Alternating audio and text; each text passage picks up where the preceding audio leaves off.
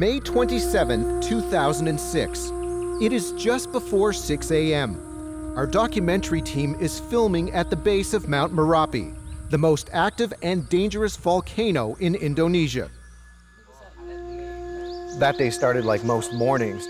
It was nice and clear. The clouds that started forming that came out of the volcano, they call them shaggy goats. These big billowy clouds. Well, those were bigger than we had ever seen before. Well, what we've got is rolling smoke. Yeah, good. But the other thing was that the avalanche of rocks that started coming down seemed to be going lower down the mountain than it had before. So that's when we started to get concerned. It's going to get big.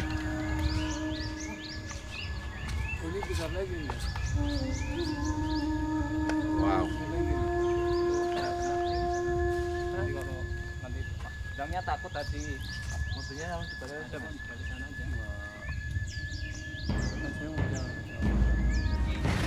Nature is unleashing its fury.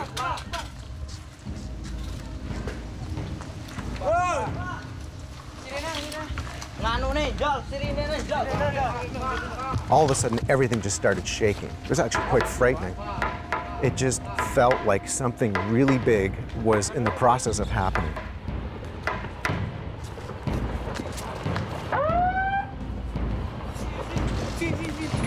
As our cameras are rolling, what we don't know is that we are actually capturing an earthquake measuring 6.3 on the Richter scale, and that it is killing thousands.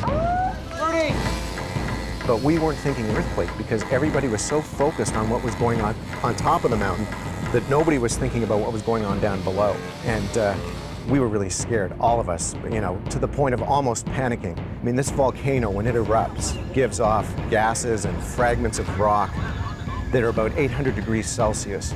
And it travels down the volcano really fast at about 100 kilometers an hour. So if you're in the direct path of that volcano, which we were that morning, we were only 7 kilometers away from the actual top of the volcano. I mean, there was no way we would have gotten out there alive. There was a point where I thought that that might be it. That there was just that temporary moment, that mix of adrenaline and fear. Yeah, there was a moment where I thought, holy cow, this is it. I can't believe it. Our sound man is screaming at our fixer to go take the van and turn it around because we had to make a quick decision whether we were going to just jump into the van and speed away and try and beat whatever's going to come out of the volcano. And then you see him in the next shot running and grabbing the tripod and running towards the truck. And we're just sitting there, okay, a few more shots, do we get out of here? These people were racing to the village just down below and pick the people up and start evacuating the villagers right away because this was serious. And you can see the looks in the villagers' faces. I mean, the people that were coming out, that were being evacuated, old people, young kids, they all just were sitting there staring up at the mountain in disbelief and in fear. I mean, you could see the fear in their eyes. You could tell from looking at these people, and one man in particular who had just been evacuated from the village, he had been involved in the 1994 eruption. His village was directly in line, and he had horrible burns all over him. And he told us this is exactly what happened in 94. I was shocked. Suddenly the ground was moving, so I just found something to hold on to. The government had told us there was evidence Mt Merapi was going to explode. I experienced this in 1994. A hot cloud came suddenly from the volcano. I passed out and woke up in the hospital days later. I was there for months. You see the people in the observation post, you know, sitting there with their hands on their walkie-talkies, you know, just ready to bolt, actually. Word came through pretty quickly that there had actually been an earthquake. Driving back to Yojakarta, buildings that had been there just moments before are suddenly flattened. But the worst is yet to come. And all of a sudden, all of this traffic, this swarm of traffic starts coming at us one way down the street, the wrong way. And it's hundreds of cars, buses, people honking their horns, screaming, police waving people. And our fixer beside me in the car, we were sitting in the van in the front seat together, starts yelling tsunami.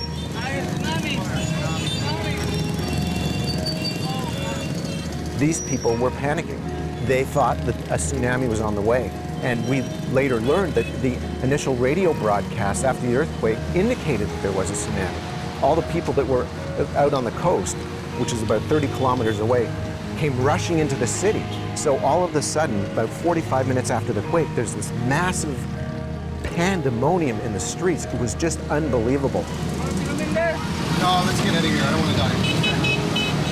Better to be on higher ground, isn't it?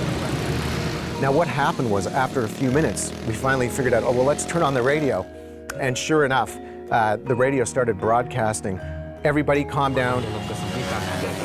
Ya, informasikan seluruh warga di situ. Ya, jangan panik. Sekali lagi jangan panik ya, Mas Eria. Oke, tenang, pasrah kepada Allah Subhanahu wa taala, Tuhan yang Maha Kuasa. Ya. Oke, terima kasih Mas Eria dari Gowongan. So we actually then pulled over to the side of the road and jumped out and started taking pictures. And it was crazy. I mean, this went on for a good 15, 20 minutes, just this massive stampede. People just racing on foot, trying to jump onto buses, jumping into cars, doing whatever they could, just racing towards the mountain.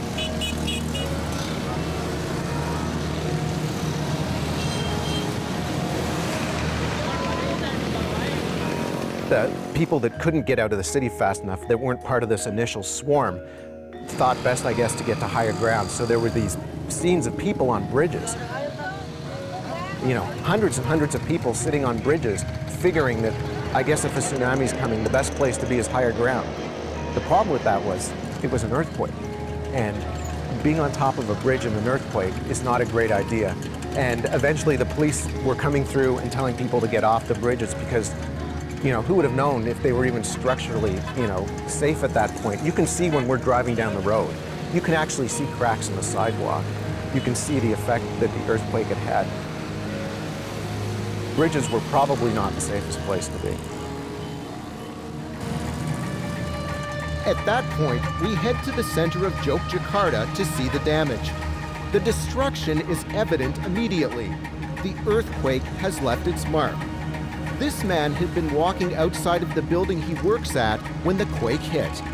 This morning, around this building, this is a normal duty for us. Suddenly, building like this, and all people become panic. What happened? And so when all the brick come falling down, everybody, 1 hour after that, all people said, oh, tsunami come. Become panic again, people. Become panic. From there, oh, water coming from there. From there, people said, oh, water coming from there. Oh, panic. We come across some bizarre scenes, like these people trying to free a motorcycle out from under a fallen electrical transformer.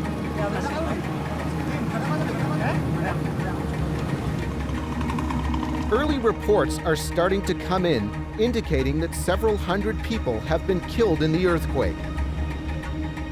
That number soon grows to thousands.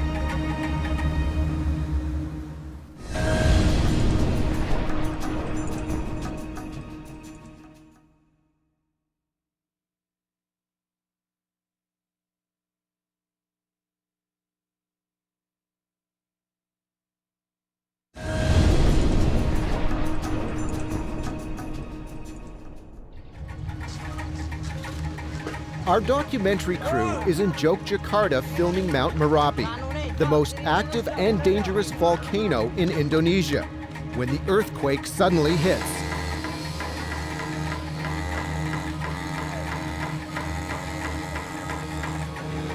Minutes after the quake, the city erupts in mayhem. People are fleeing to higher ground, fearing a tsunami. No, let's get out of here. I don't want to die. But it soon becomes clear that the hardest hit areas are outside the city. We drove out to the coast. It was completely empty. Everybody had headed back to the city, heading towards higher ground. But we did come across a small village, and the first place we stopped, you could see a guy standing on top of what was left of his house. And we pulled over, and a man came over to meet us. He had a gash in the side of his head, and he invited us to come over and have a look at his house. His story was quite unbelievable. You hurt yourself on the face? Oh yes. Brick. A brick? Yes. So, This is my son with me. I rescued him and her. so tell me what happened. Were you asleep or No. After while cooking. And tell me what happened. Everything shake or? Oh yes. But very quickly. Only just 5 minutes. Yes? Yeah. So explain what happened. What happened to your house while you were inside your house? Oh yeah, shake, and then the wall break into pieces. And what did you do? I ran with my son. Yes. Where was he? Watch television. Yeah. He was watching television. Yes, he was watching television. And my daughter was taking a bath. My wife was cooking. Wow. You're lucky. Yes. Thank Well, you. as we were interviewing this, just actually wrapping up our interview with this man, all of a sudden we could see out of the corner of our eye a woman clearly dead, wrapped in a sheet. You could tell me what she was. Who was she? She was my sister, my brother, and my nephew. 3 family. 3 people killed. Yes. I'm very sorry. Thank you. It was just absolutely shocking. He was just so, he just said it so matter-of-factly, but I'm sure the man was in shock. I'm sure he had no idea, and they were already getting ready. I mean, they were wrapping this woman already to bury her because Muslims bury their dead as quickly as possible. So, I mean, it was all just happening so quickly for them that I don't think it had actually registered. I'm sure we were the first TV crew just because we happened to be there doing something else, and it was just, you know, it was literally unfolding. We were reacting to it almost as quickly as they were. It was just disbelief, shock, and sadness. And then we turned around, and there's a woman standing there just looking at her house, which was just a pile of sticks at this point, and she tells us that her 7-year-old daughter and husband are buried under there. And it was overwhelming. My husband and my young child are inside. They can't take them out because nobody's come to help yet. After I took my bath, I jumped over the brick fence and I met my older child. I didn't have time to look for my child. I just jumped out. I don't know the exact location of my younger child and my husband.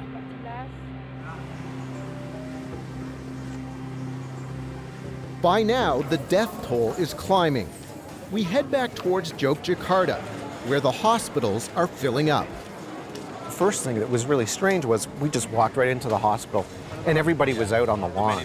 And I guess for good reason, because they were worried that another earthquake was gonna happen, or even, you know, severe enough aftershocks to bring that place down. But then when we walked around the corner, there was just this mass of humanity lying on mats on the floor, you know, people that were covered in blood, people that were seemingly unconscious, little kids, old people, a lot of people with fractures. I think that was the biggest injury suffered, you know, obviously people sitting in their homes that had collapsed on them, broken arms, broken legs, you know, bloodied heads, all sorts of terrible things. And the hospital was doing its best, but our fixer overheard 2 nurses in Indonesian saying that they'd already run out of oxygen. And I think what was happening was they were just trying to tend to people as best they could. I mean, it was more psychological counseling at this point than medical attention because there was just way too much happening. It was an overload for them.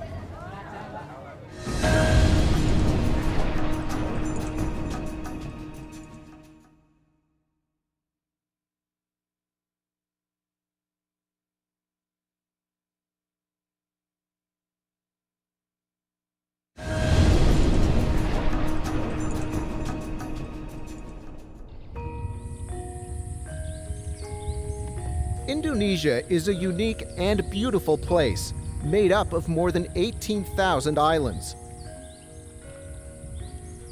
It's also situated in the most geographically volatile part of the planet, sandwiched between many tectonic plates.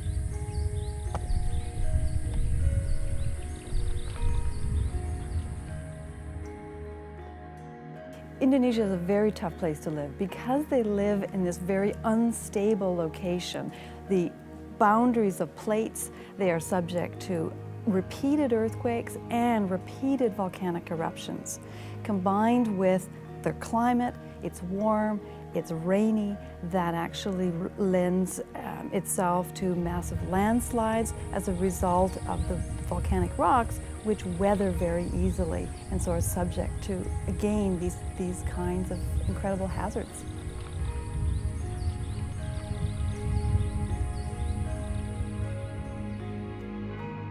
We were on the island of Java, filming Mt Merapi, Indonesia's most dangerous volcano. On May 27, 2006, our fifth day of shooting, we witnessed firsthand the danger of living in this part of the world. We survived an earthquake measuring 6.3 on the Richter scale, but thousands did not. The earthquake and volcanic activity in this area are related in the sense that they're all occurring along the subduction zone where the Australian plate is going underneath the Sunda plate. Scientists say this quake was unusual in that it occurred only 10 to 15 kilometers beneath the ground. This earthquake was called a strike slip. So essentially that is the two pieces of crust are moving past each other. And that's why it was very shallow. Subduction earthquakes tend to be much deeper. And as a result, a subduction earthquake of magnitude 6.3 would have been deeper. It would have been in the crust itself or on the crust. But this was at the surface, two plates sliding, two pieces of the crust sliding past each other. So shallow and violent. Seismologists measured the earthquake as moderate, but the damage was catastrophic. It occurred in and among one of the most densely populated places on Earth. And so it was also a shallow earthquake right underneath a dense population center. That's why it was so destructive and why there were so many fatalities. We were about 25 kilometers from the quake's epicenter, in downtown Yojakarta, which has a population of 3 million. That's the size of a large North American city. A nearby town, Bantul, took the brunt of the devastation. 80% of the fatalities came from there. The damage was so great because, again, when you're in an area where you don't have very strong building codes, even smaller earthquakes can cause a lot of damage. And it also depends very much on the time of day. This earthquake happened in the early morning hours, so there were a lot of people that were asleep. They were inside their houses. The people we spoke with couldn't remember an earthquake as severe in this specific region. But many of them are still coming to grips with the devastating earthquake that caused the tsunami off the coast of another Indonesian island, Sumatra, in December of 2004, killing more than 200,000. The earthquake that produced the major tsunami in December of 2004 was associated with movement of the Indian plate underneath the island of Sumatra. That earthquake started off the northern tip of Sumatra and then ruptured north through the Nicobar and Andaman Islands, and it was a 9.2 earthquake involving slip of 20 or even as much as 30 meters of slip on the plate interface over a distance of 1,200 to maybe even as much as 1,500 kilometers length. The earthquake produced movement of the seafloor, which then pushed the water and started the tsunami. And in this case, it was a magnitude 6.3 within the crust, and probably because of its size and distance from the ocean, generated no tsunami whatsoever. No tsunami, but for weeks the locals have been preparing for another potential disaster. the eruption of Mt Merapi.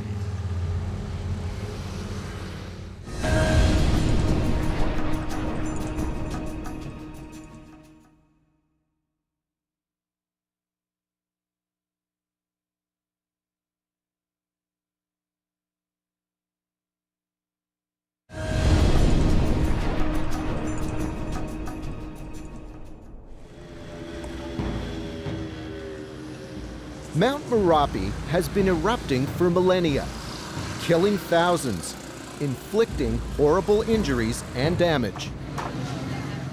Killer volcano rumbles fitfully after its latest eruption. The entire top of the mountain went up with a flaming roar, pouring gases and volcanic ashes on the surrounding areas. The torrents of molten lava engulf villages 3 miles from the crater. Army and police units evacuate thousands of inhabitants, providing them with food and emergency shelter. 25 persons are dead, scores injured. 7,000 were killed when Merapi erupted in 1930. History records another grim chapter of Java's most feared volcano.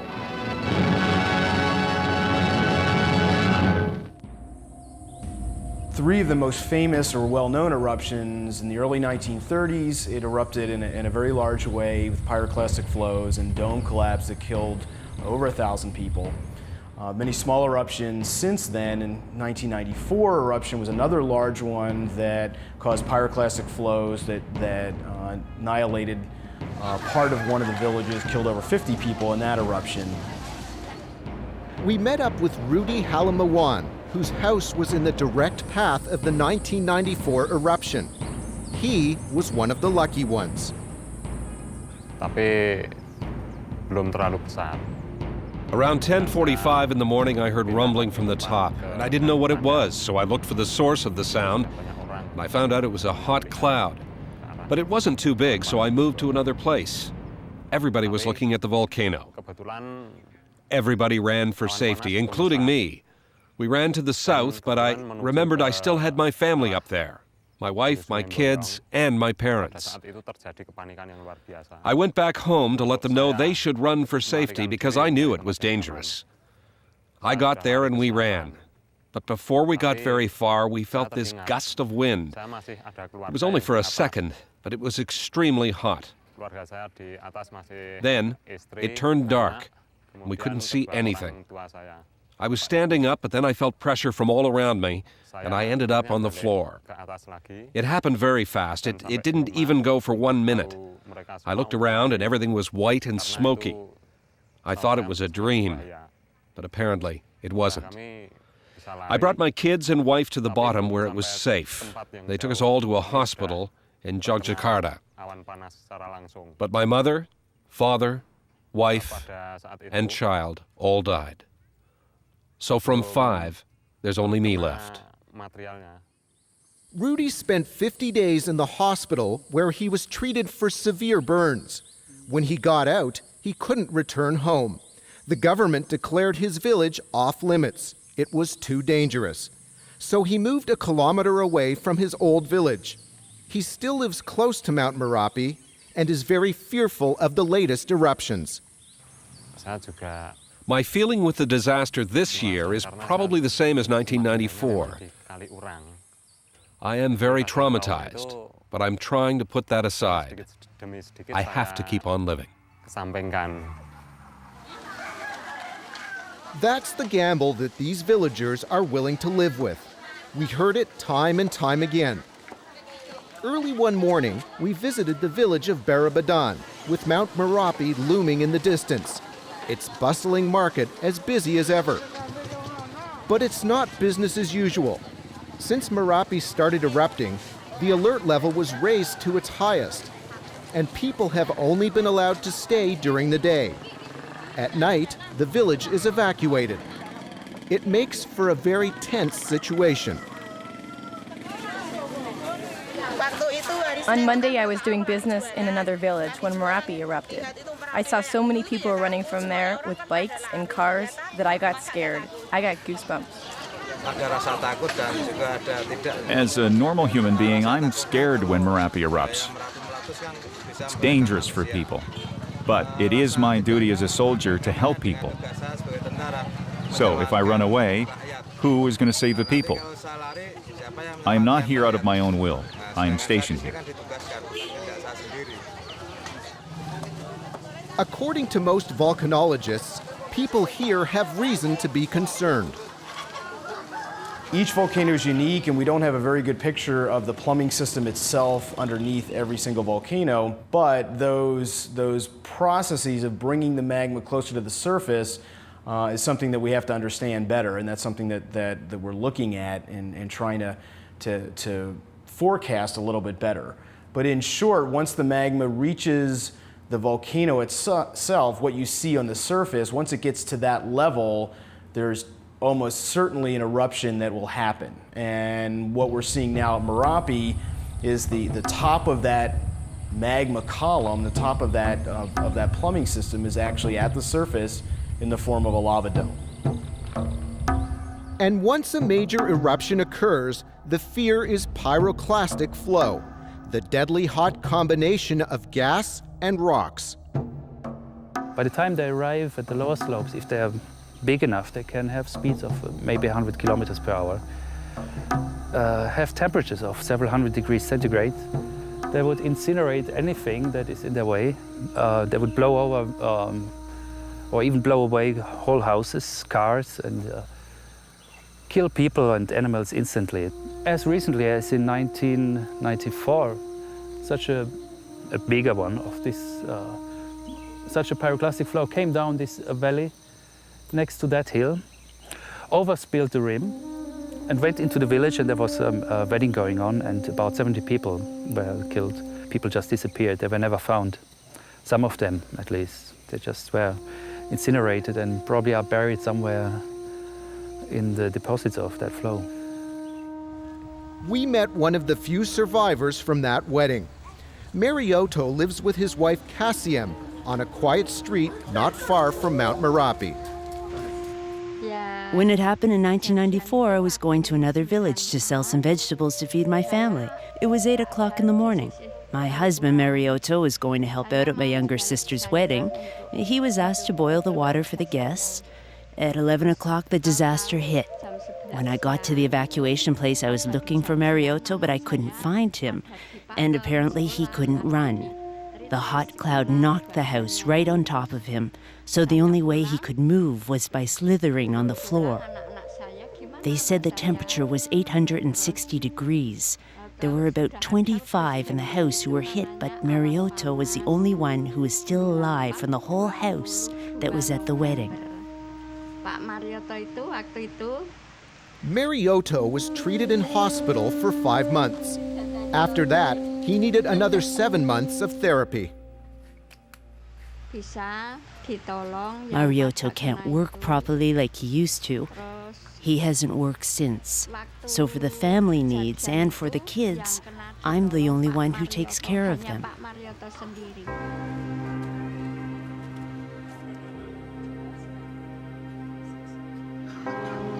Mt Merapi will erupt violently again. That is almost certain. In order to try and prevent another major disaster, seismologists, government officials, the police, and army have set up an elaborate communications and evacuation system.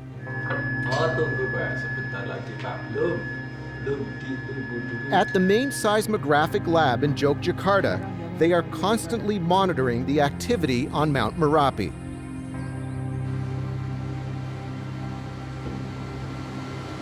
This is the signal of the pyroclastic flow, which now is still happening at the summit of Mt Merapi. And every day we can count more than 20, 30 pyroclastic flow per day. And we observe this pyroclastic flow from the seismograph. When the activity increases, so does the magnitude of the signal, making it very easy to detect what is happening in real time. All the needle is trembling, and this is the signal of pyroclastic flow. And since this morning we have a big signal in the morning, and you can see in the field on close to the volcano that's also many pyroclastic flow, and especially in the night, you can see in the red glowing avalanches. Information is also gathered from the front lines, the various observation posts set up in villages close to the volcano. These observation posts are manned 24 hours a day. They play a crucial role when an eruption occurs, sending back first-hand accounts to the main command and control center. This machine's sensor is placed on top of the Barabadan post. It's about 2 kilometers from the summit.